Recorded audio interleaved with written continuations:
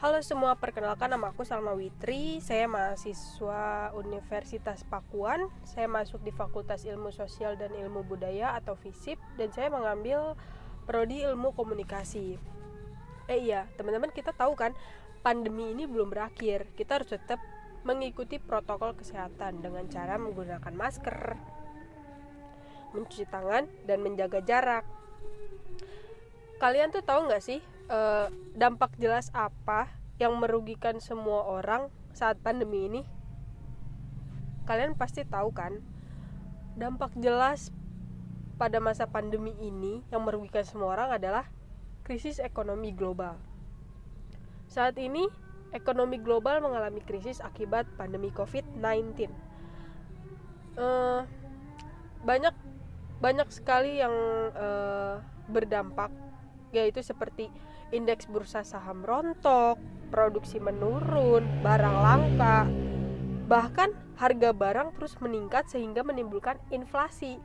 Dengan kenaikan harga barang yang disertai penghasilan menurun, itu merupakan kondisi yang sangat fatal. Apalagi resiko terhadap kesehatan itu semakin tinggi, dan secara ekonomi akan mempengaruhi pada tingkat produktivitas, biaya perawatan yang tinggi akibat banyaknya yang terdampak.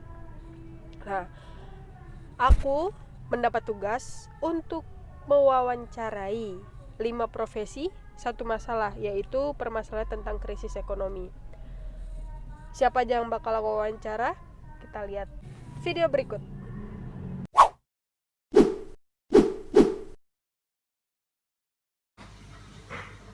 Oke, Bapak apa kabar, Pak? Baik, alhamdulillah. Kita belum kenalan. Oh, Bapak namanya siapa, Pak? saya Yulida. Bapak Yudar. Iya. Profesi Bapak saat ini, Pak? Saya macam-macam ya. Nah, Sekarang saya sebagai karyawan, juga sebagai ya pengusaha UMKM khususnya di laundry. Kemudian sebelumnya saya juga ngajar ya sebagai dosen di sebuah STI ya, di Jakarta.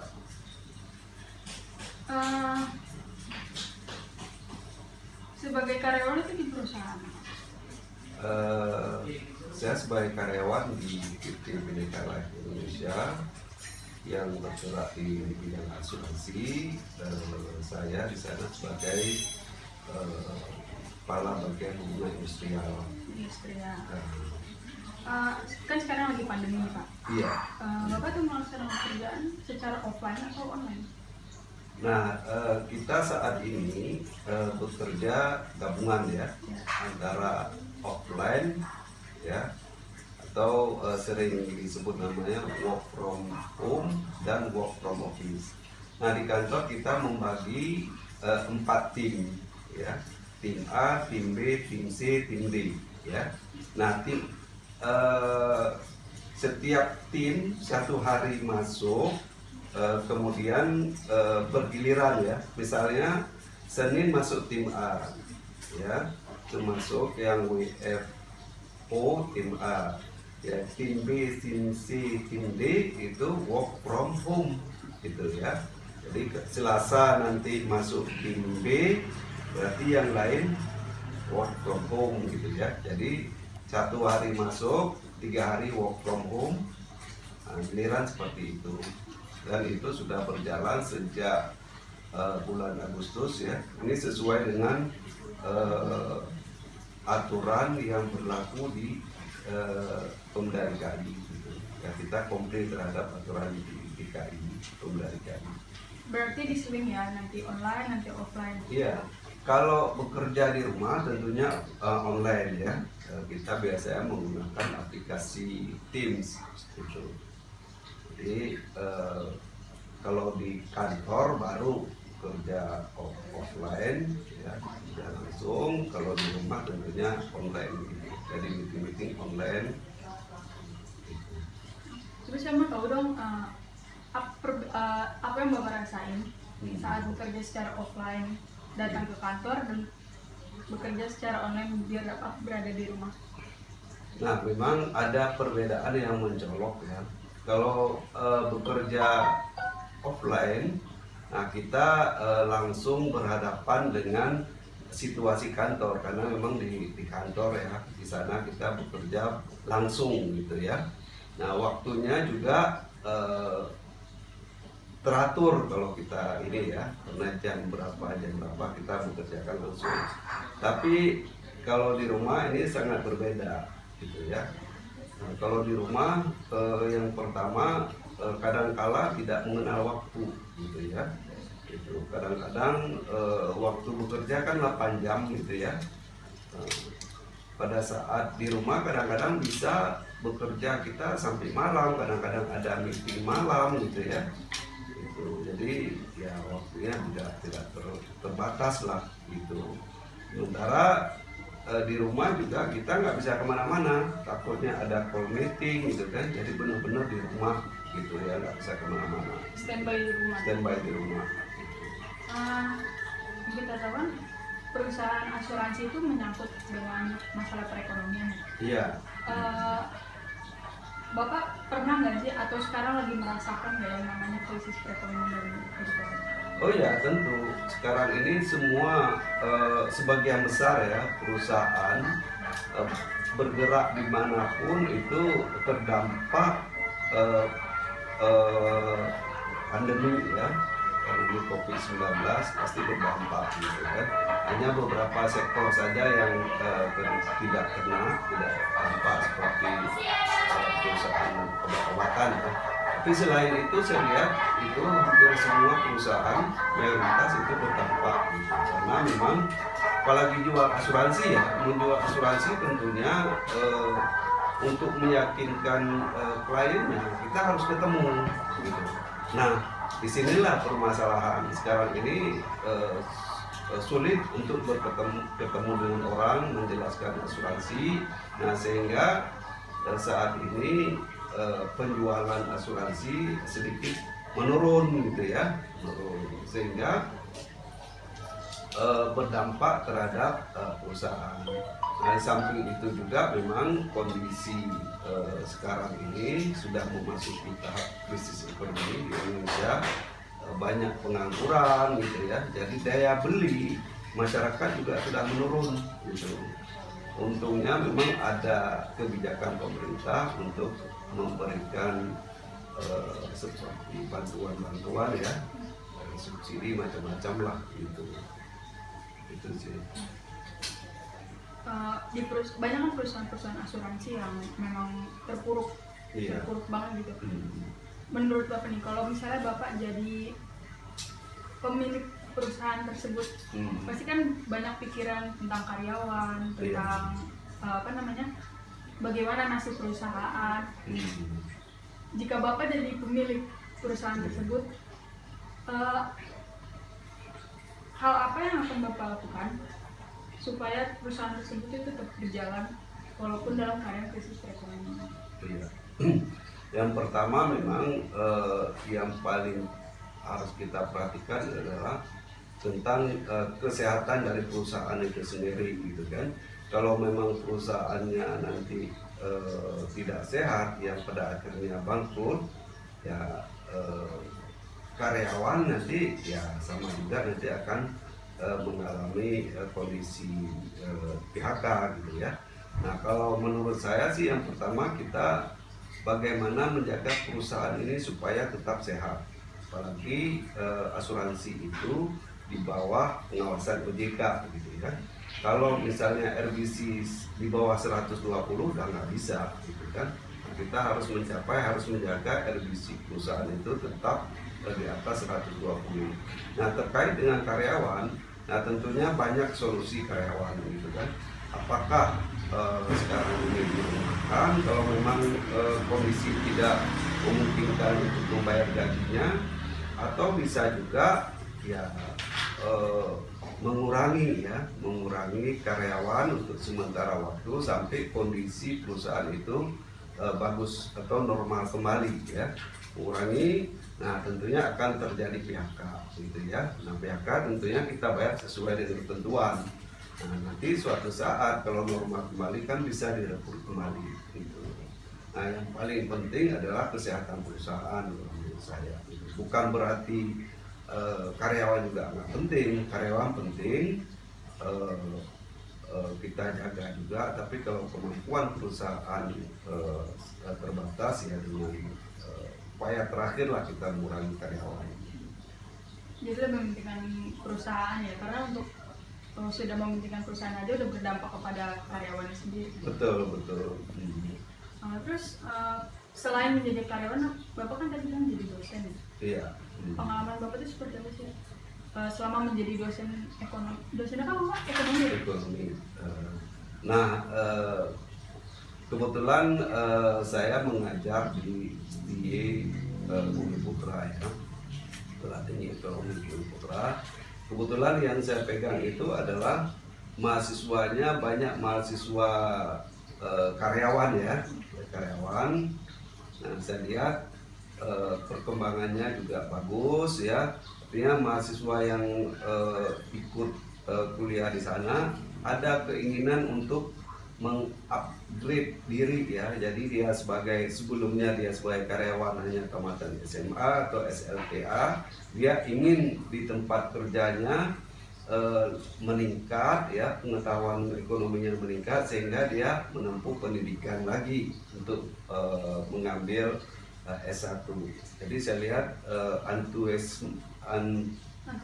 antusiasmenya itu sangat bagus, motivasinya cukup tinggi gitu ya. Bagaimana dia mengupgrade dirinya sehingga dia menjadi karyawan yang punya talenta gitu. Sekarang bahas masalah UMKM. Bapak kan selain bekerja juga, selain dosen, Bapak punya usaha sendiri kan? Iya. Usaha laundry. Iya.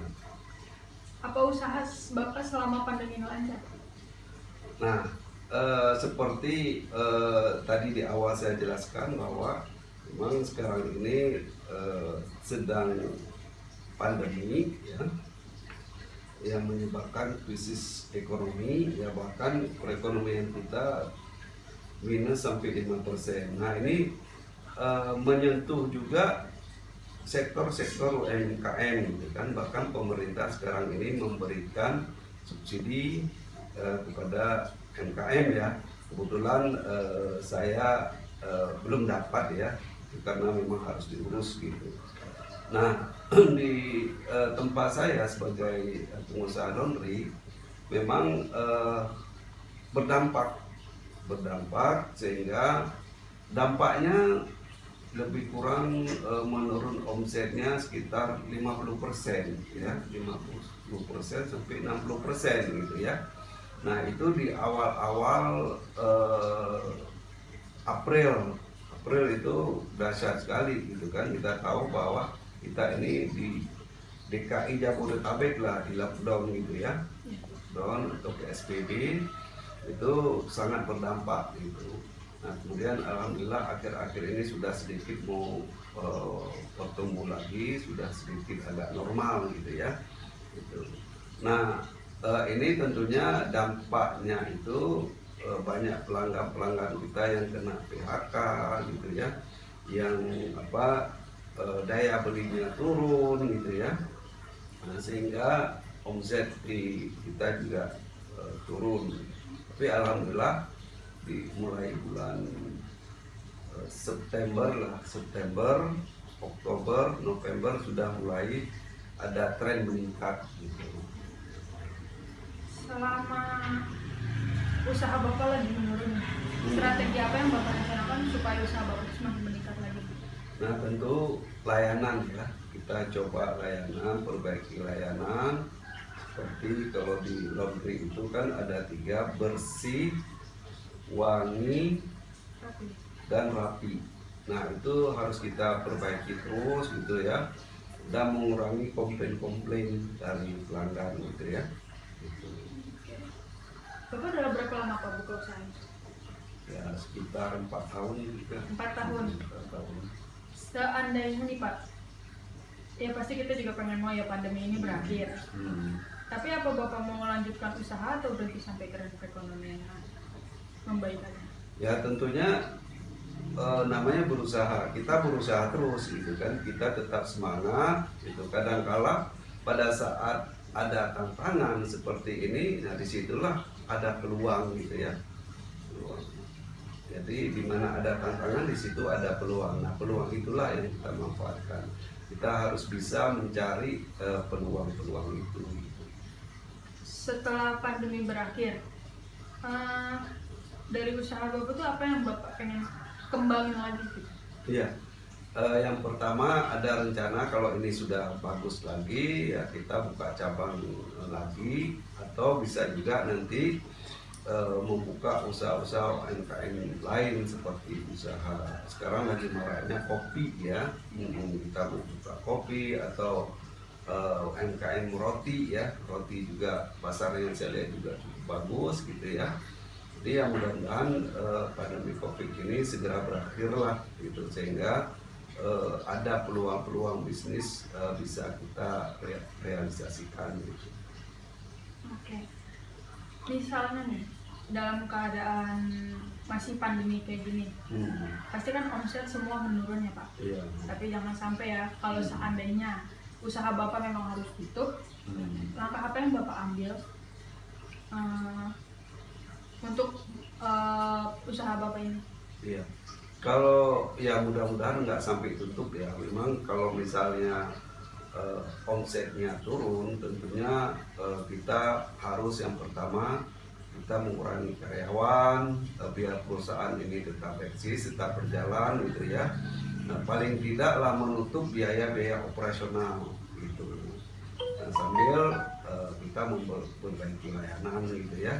Gitu. Kalau untuk tutup ya selama masih bisa menutupi biaya-biaya operasional ya saya pikir nggak tutup lah gitu ya. Ya alhamdulillah walaupun di masa pandemi ini omsetnya turun tetapi keuntungan masih ada. Walaupun nggak banyak. Iya nggak banyak gitu kan. Tentunya untuk mendapatkan keuntungan ya karyawan misalnya ada 3 orang, ada 2 orang, nah kita ini dulu istirahatkan dulu, kita rumahkan jadi 1 orang supaya biayanya itu dapat turun gitu sehingga masih ada keuntungan di situ ya. Terakhir ya Pak, apa sih harapan Bapak buat yang kita tahu kan nggak cuma negara kita aja yang mengalami krisis perekonomian. Harapan Bapak itu apa sih untuk masalah krisis perekonomian di kehidupan Bapak sampai di dunia ini? Iya. Nah, kita seperti kita ketahui bahwa saat ini sudah ada vaksin ya. Di negara-negara Eropa bahkan di Jerman, di Prancis itu sudah mulai melakukan vaksin untuk warganya masing-masing. Nah, di Indonesia juga rencananya insya Allah mudah-mudahan bisa terrealisasi di Januari itu sudah ada vaksin. Nah, dengan adanya vaksin kita berharap sih vaksin ini sukses ya, sehingga masyarakat Indonesia atau masyarakat dunia itu sudah kebal dari virus COVID-19 ini gitu ya. Nah, dengan sudah tidak ada lagi penyakit atau sudah ada kekebalan dari virus vaksin COVID-19 ini, nah tentunya masyarakat bisa beraktivitas secara normal lagi, gitu ya, tidak takut, ya tidak cemas terinfeksi atau terpapar dari COVID-19. Nah, tentunya kalau ini sudah berjalan normal, kita harapkan juga semua aktivitas berjalan normal yang pada akhirnya adalah kondisi ekonomi kita baik dunia lah ya, dunia termasuk Indonesia di dalamnya itu bisa normal kembali, bertumbuh ya dan berkembang sehingga kita kembali seperti target perekonomian kita, pertumbuhan ekonomi kita bisa sampai 5 atau 6% per tahun. Ada Bapak, terima kasih ya udah meluangkan waktunya buat saya wawancara Ya, sebentar. sama-sama.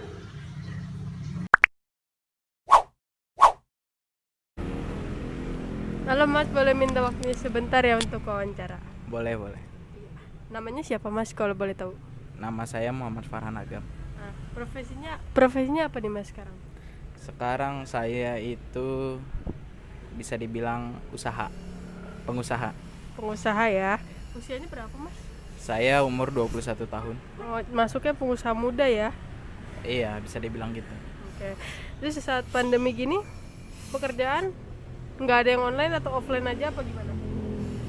Offline aja sih kita di sini. Offline aja. Ah, Oke. Terus selama pandemi ini usaha Mas ini mengalami krisis ekonomi nggak sih? mengalami krisis ekonomi itu ngerasain kita, apalagi kan kita UMKM, cukup berasa lah. Oke. Terus gimana nih caranya Mas untuk bangkit dari permasalahan krisis ekonomi? Kalau menurut saya sih sebenarnya yang penting sabar, apalagi kan sekarang ini karena pandemi kan bukan karena kita, bukan karena manusia ini, emang Tuhan yang ngasih. Jadi ya kita bersabar, sama satu lagi kuncinya itu berusaha. Kalau kita mau berusaha juga bakal jalan. Terus apa sih yang Mas lakukan untuk menghadapi permasalahan krisis ekonomi ini? Kalau saya sebagai pengusaha di bidang laundry ini, cara naikin omsetnya lagi itu dengan sebar-sebar brosur. Pokoknya kita intinya promosi dengan cara entah diskon, entah bagiin brosur, kayak gitu aja sih paling, giat-giat promosi. Oke. Terus usahanya berjalan lancar selama pandemi? Selama pandemi itu sempat menurun ya. Kalau bicara omset itu menurun. Karena pelanggan itu, apalagi pandemi, pelanggan di rumah. Rata-rata jadi nyuci sendiri karena kerjanya di rumah. Jadi mereka itu punya waktu untuk nyuci sendiri. Jadi cuman yang benar-benar nggak mau nyuci atau entah nggak punya mesin cuci, baru dia lari ke sini. Jadi lumayan turun drastis lah. Karena juga orang saat pandemi ini takut, apalagi kita megang baju dia, dan di sini juga nggak satu orang juga kan, ada banyak baju di orang. Mungkin orang takut tertular atau kayak gimana. Oke. Terus selama pandemi ini kan kita tahu ya dunia mengalami krisis ekonomi, termasuk di negara kita ini. Selama pandemi ini apa usaha Mas itu banyak diminati orang-orang karena dunia kita aja udah mengalami krisis ekonomi? Sebenarnya dibilang minat, masih ada minat, apalagi kalau yang emang orangnya itu males atau yang tadi saya bilang itu kayak nggak punya mesin cuci atau kayak gimana. Apalagi kalau orang-orang nggak punya waktu, sebenarnya tetap ada karena kan kita kebutuhan sehari-hari. Jadi insya Allah pasti ada. Terus strategi apa yang Mas rencanakan buat usaha Mas ke depannya? Kalau saya sih strateginya paling untuk naikinnya lagi itu dengan promosi itu paling manjur lah, bisa saya bilang. Dengan cara diskon itu paling ampuh. Oke. Apakah omset dari awal buka sampai sekarang selama pandemi ini itu menutupi permasalahan perekonomian Mas atau enggak? Kalau masalah perekonomian pribadi ya berarti ya. Kalau pribadi sih saat pandemi alhamdulillah cukup. Walaupun emang berkurang, cuman masih cukup lah untuk kehidupan sehari-hari itu. Cuman memang berkurang drastis. Nina Mas, misalnya nih langkah apa yang Mas bakal ambil jika usaha Mas tuh harus tutup karena krisis ekonomi? Kalau sampai tutup, gimana caranya saya mencari modal lagi agar bisa buka usaha lagi. Gitu aja sih. Perubahan apa sih yang Mas rasain selama membuka usaha saat pandemi ini sama sebelum adanya pandemi? bedanya itu yang paling kelihatan itu di omset. Kelihatan berasa pemasukan sama pengeluaran kita itu nggak sebanding. Jadi lebih ke rasa itu kayak saya bilang tadi itu, pelanggan jadi nggak ada, jadi sedikit. Pernah itu saya satu hari cuma masuk 1 orang, yang masukin cucian itu 1 orang 3 kilo apa 4 kilo itu waktu bulan Juli kayaknya kalau nggak salah. Oke, terakhir ya Mas, apa harapan Mas nih untuk permasalahan tentang krisis ekonomi yang sedang mendunia, dan harapan Mas untuk krisis ekonomi pribadi? Harapan saya pandemi ini cepat berakhir, biar bukan saya aja yang ngerasain, karena UMKM yang lain juga lumayan berasa, apalagi kayak yang tempat-tempat kopi, kafe, tempat-tempat untuk nongkrong lah. Nah, karena dibatasi memang. Kalau untuk usaha saya pribadi ya semoga lancar, makin rame, bisa nambah mesin baru untuk produktivitas kita ini. Itu aja sih. Oke, makasih ya Mas buat waktunya, sudah mau diwawancara. Ya.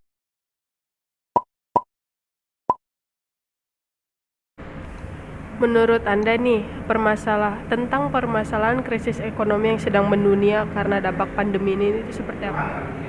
Menurut saya, krisis ekonomi itu sangat merugikan banyak orang, terutama para pekerja. Banyak pekerja yang kehilangan pekerjaannya karena kondisi perusahaan yang sedang mengalami krisis keuangan. Jadi, perusahaan juga banyak yang merumahkan karyawannya.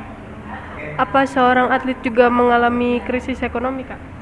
Kalau saya sendiri sih, saya nggak merasakan dampak dari krisis ekonomi.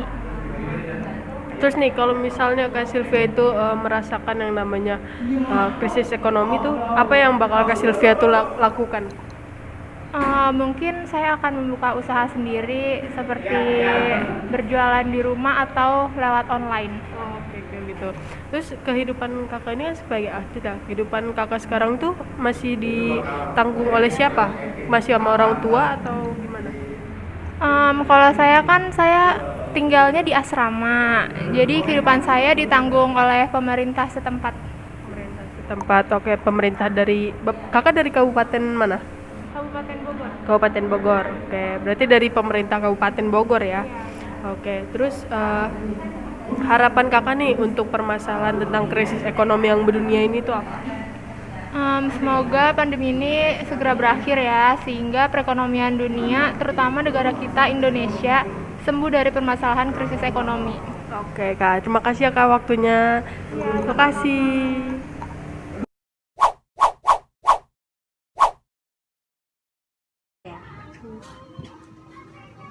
Ibu selamat siang. Selamat siang. Boleh minta waktunya sebentar ya buat wawancara? Oh. Oke, Ibu namanya siapa Bu? Susiati. Susiati. Ibu profesinya apa ya saat ini? Aku ngajar senam. Instruktur senam. Ya. Oke, terus kan sekarang lagi pandemi, Ibu tetap menjalankan aktivitas secara online atau offline? Selama pandemi sebelum PSBB kemarin sih online, tapi sekarang udah mulai agak renggang, jadi udah online juga ada, offline juga ada. Online ada, offline juga ada. Terus Ibu merasakan perbedaan apa nih selama pandemi? Merasakan perbedaannya yang pasti membernya berkurang, mereka banyak yang istirahat, itu aja. Banyak beristirahat. Iya. Kan kita tahu ya selama pandemi ini dunia merasakan namanya krisis ekonomi. Iya. Apa dikarenakan member pada berhenti, ada yang tidak ikut lagi, itu mengganggu perekonomian keluarga Ibu atau enggak?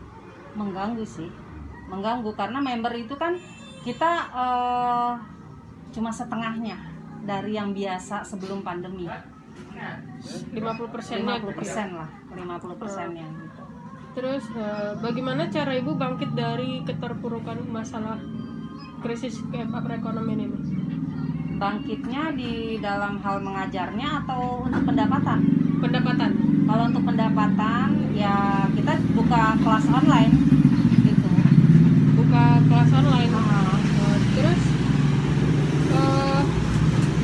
apa yang ibu lakukan nih supaya perekonomian ibu tuh membaik dari sebelumnya? kalau sekarang dibantu sama buka usaha ya. Buka usaha. Jadi buka usaha fried chicken, Fried chicken. franchise, Warung makan gitu ya, Bu? warung makan.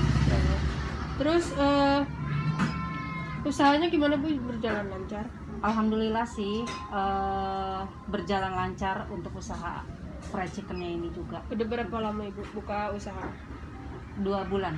2 bulan. 2 bulan. Oke. Terus usaha ibu ini selama pandemi ini apa banyak diminati orang-orang? Alhamdulillah sih banyak. Banyak. Strategi yang direncanakan nih buat usaha ibu tuh apa? Rajin promo aja. Rajin promo. Rajin promo aja melalui medsos. Gitu Oke. aja. Terus apakah selama ibu membuka usaha selain menjadi instruktur yoga, perekonomian ibu lebih membaik atau sama saja dari sebelum membuka usaha? Lebih membaik. Lebih Ya membaik. pasti lebih membaik. Nah, omset usaha ibu ini udah menutupi permasalahan perekonomian? Sudah Menutupi. sudah Ya? bisa menutup. Terus apa menurut ibu apa nih yang kurang dari usaha ibu? Yang kurang mungkin tambahan modal kali ya. Tambahan modal untuk buka cabang berikutnya. Untuk membuka cabang Membuka cabang selanjutnya. selanjutnya ya. Oke. Misalnya nih ya Bu, misalnya jika usaha ibu ini harus tutup, langkah apa yang ibu bakalan ambil untuk tetap menjaga usaha ibu ini? Yang diharuskan nih apa dulu nih? Apa yang menyebabkan harus dulu? Yang ibu cari itu apa penyebabnya dulu? Iya, cari dulu penyebabnya apa? Kenapa harus tutup? Sedangkan kita kan targetnya untuk nambah kios, untuk nambah lagi cabang kita gitu kan. Kalau misalnya permasalahannya karena dunia kan lagi merasakan krisis ekonomi. Misalnya ibu membuka usaha ini, ternyata usaha ibu ini nggak laku karena masyarakat di sekelilingnya pun yang lewat, yang melihat itu sama sedang merasakan krisis ekonomi. Ya mungkin kembali lagi istilahnya lebih ke instruktur ya. Ya, Lebih ke ngajarnya, Lebih fokus ke instruktur senamnya. lebih fokus ke instruktur senam. Iya. Berarti tetap tutup ya. Ya. Tutup. Oke, terus perubahan apa aja sih Bu yang dirasain selama pandemi ini? Perubahannya yang pasti pendapatan menurun. Terus member-member juga nggak sebanyak dulu. Yang pasti banyak kurang lah di rumah. Terus kalau misalnya nih pandemi udah berakhir, usaha ibu ini tetap berjalan atau hanya selama pandemi aja karena krisis ekonomi? Kalau bisa lebih banyak lagi kita buka cabang Lebih banyak lagi setelah buka pandemi cabang. ini. Terus terakhir Bu, harapan ibu apa sih untuk permasalahan krisis ekonomi yang mendunia ini, termasuk di Indonesia, terus termasuk juga di kehidupan ibu? Harapannya yang pasti pertama lebih maju lagi. Yang kedua, member-member senam itu kembali lagi, rajin lagi, tanpa rasa was-was untuk melakukan olahraga atau yoga atau dengan aerobik gitu kan. Terus usaha yang pasti, usaha yang baru ini lebih buka cabang lagi itu lebih banyak dan banyak. Nggak hanya satu ya Bu? Enggak hanya satu, kalau bisa puluhan kita buka cabang gitu. Oke, berarti usaha ini membantu sekali untuk masalah perekonomian Sangat krisis membantu, sangat ekonomi ibu ya. Iya, Ya ada sangat Bu. membantu. Terima kasih ya Bu wawancaranya. Sama-sama.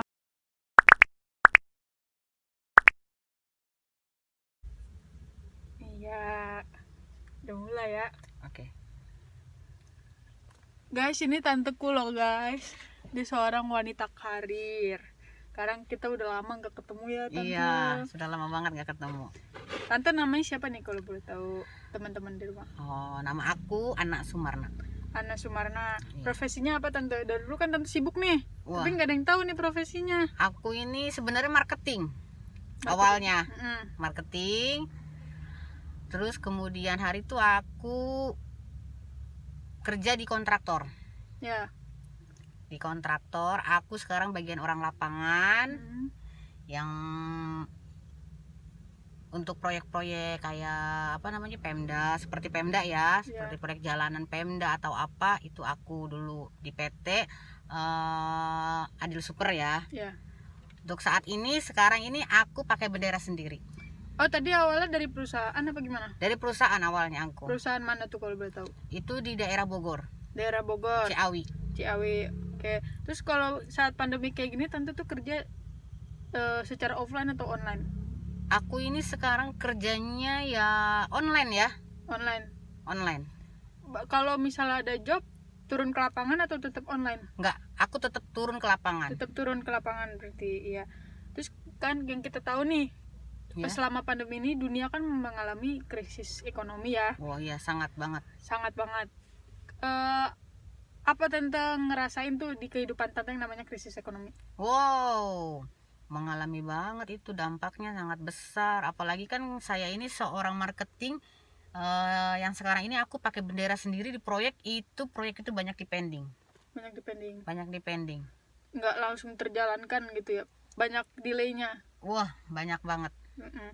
Terus gimana caranya nih tante bangkit gitu dari masalah krisis ekonomi?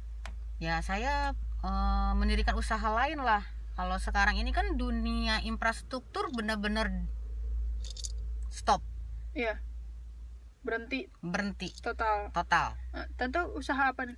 Sekarang ini aku punya usaha itu kopi ya, minuman anak-anak muda. Mm-mm. Itu tentang kita. Iya.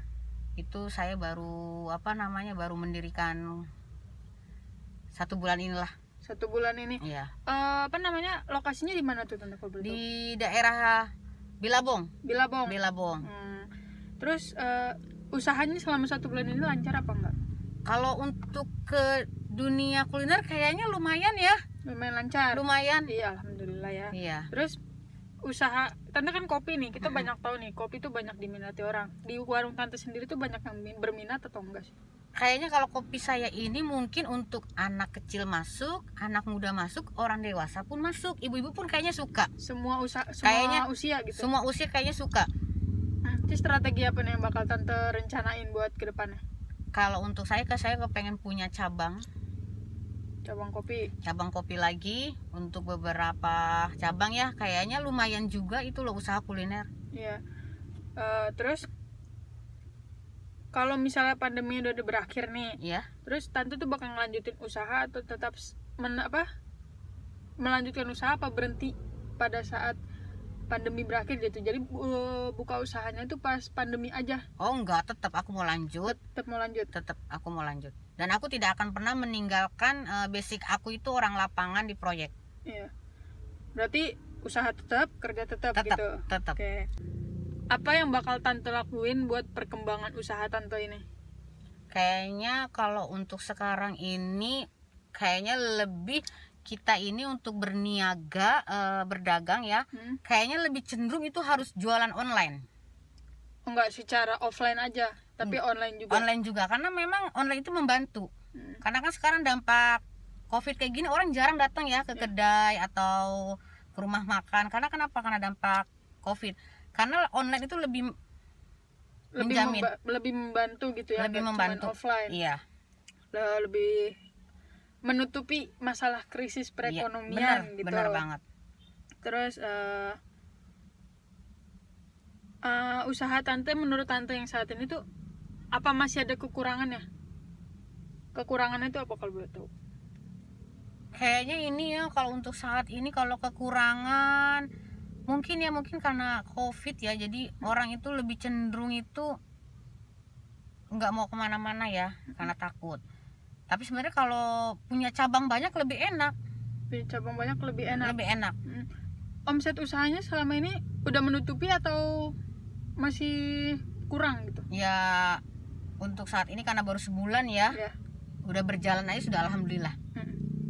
Terus misalnya ya jangan sampai kalau usaha tante nih diharuskan tutup, langkah apa yang bakal tante ambil untuk menjaga usaha tante ini agar tetap buka?